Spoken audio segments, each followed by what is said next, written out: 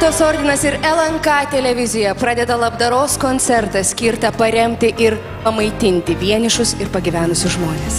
Ir kai ateis naktis, aš leisiu meilei išsiskleist, užmerkusi akis, kaip lietų įsileisiu. Ir virš laukų ir klonių nuskrisiu paskui vėją link bliausų, atskraistys ir žvaigždžių. Ir leisiu tau ateit, kai nieko nebelauksiu, ir leisiu vėl išeit, sakydama aš lauksiu.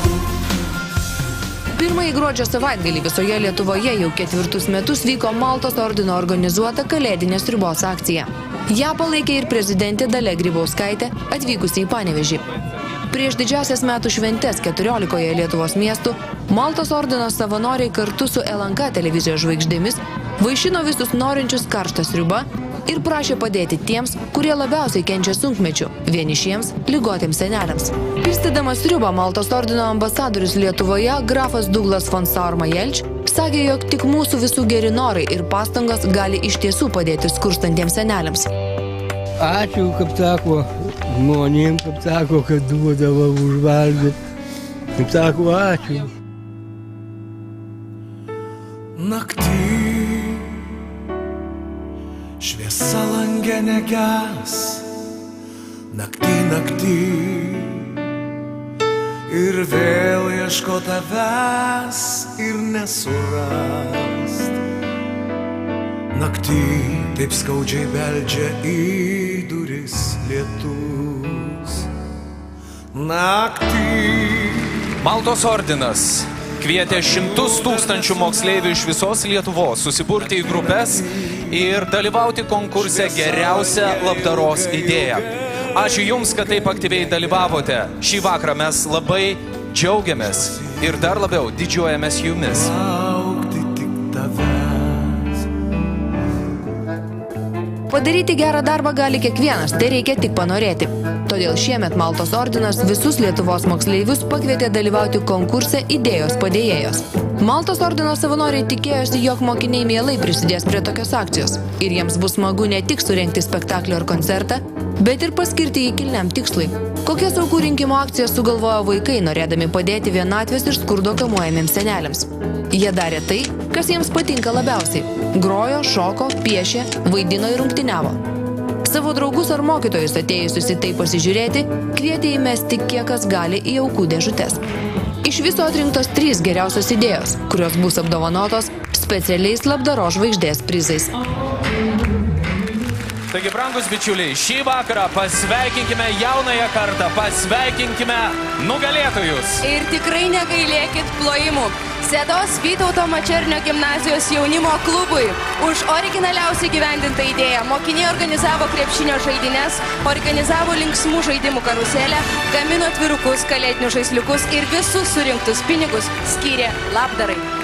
Man didelė garbė šį vakarą pasveikinti savo kraštiečius. Taigi sveikiname Ukmergės Šilo mokyklos 12 C klasę už pelningiausią labdaros idėją. Mokiniai surengė labdaros vakarą karaoke konkursą, kuriame kvietė dalyvauti įmonių, įstaigų atstovus, organizacijas bei verslininkus. Visi surinkti pinigėliai atiteko vienišiems seneliams pamaitinti. Ir tretieji laimėtojai atvyko iš Naujosios Akmenės Ramučių gimnazijos. Jaunieji maltiečiai neapsiribojo vienu renginiu, jie surengė net kelias akcijas, aukcionus, kavinę atidarė, kuri veikia iki šiol. Ir dėmesio prizus jiems įteikia Maltos ordino ambasadorius Lietuvoje, grafas Douglas von Saurma-Jelč.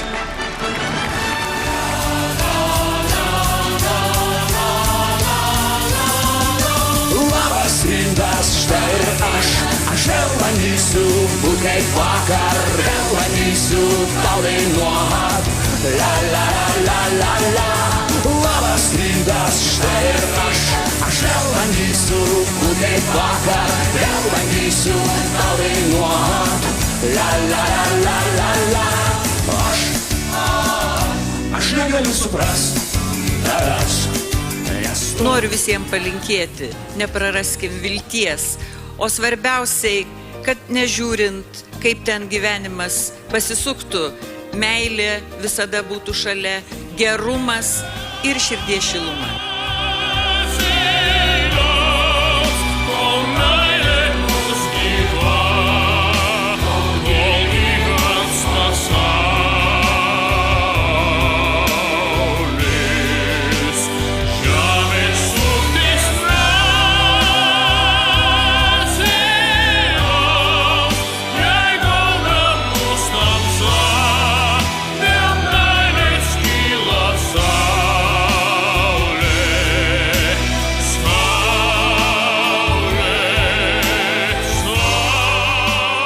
Man šitas vakaras be galo reikšmingas Kalėdų išvakarėse.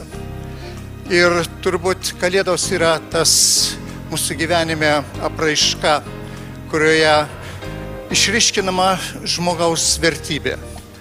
Ir šiandieną galima sakyti, kad kiekvienas iš mūsų atsisukam į artimą.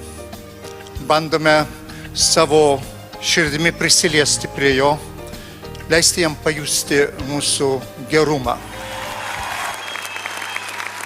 Iš tikrųjų, jokia parama nebūtų įmanoma be žmonių. Be žmonių savanorių, kurie rūpinasi vienišais seneliais visoje Lietuvoje. Seniems žmonėms jaunieji maltiečiai veža karštą sriubą, klausosi jų istorijų ir labai dažnai sulaukia daug dėkingumo žodžių.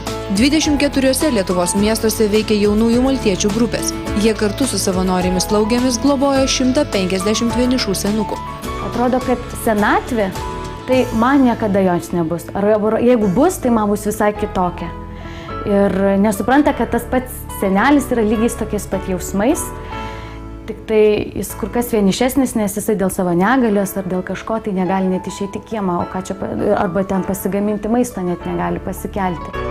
Tai, kad žmogui kartais tiesiog nedaug tai reikia, užtenka tiesiog gerų žodžių, šiltos sriubos, dubenėlio. Jaunieji maltiečiai, ir šį vakarą jūs esate čia ir ar jūsų yra daug? Mes jums siunčiame pačius šilčiausius linkėjimus, taip pat linkėjimus siunčiame ir maltiečiui Mantui, žmogui, kuris yra pasakęs, mano tikslas dabar yra rūpintis kitais. Ir mes tikime, kad tokių žmonių kaip Mantas Lietuvoje yra ne vienas ir jų bus dar daugiau. Ačiū už visų jūsų šilumą ir gerumą.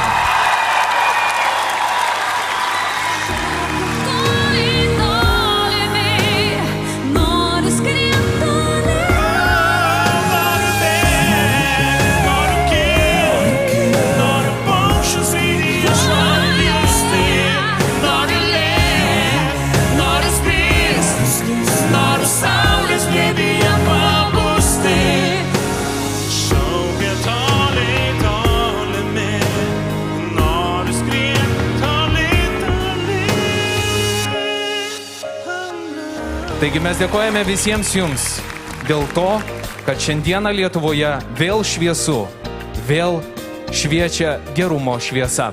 Ir šioje scenoje mes šiltai sutinkame maestro Stasį Povilaitį. Vėl švieski man vėl, sušildyk tamsią tą juodą naktį.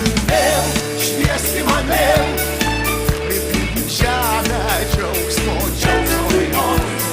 Vėl švieski man vėl, dainoj sugrįžta laimė, dainoj sugrįžta. Šį vakarą visi tikrai labai laimingi. Šį vakarą jau yra daugiau negu 500 000.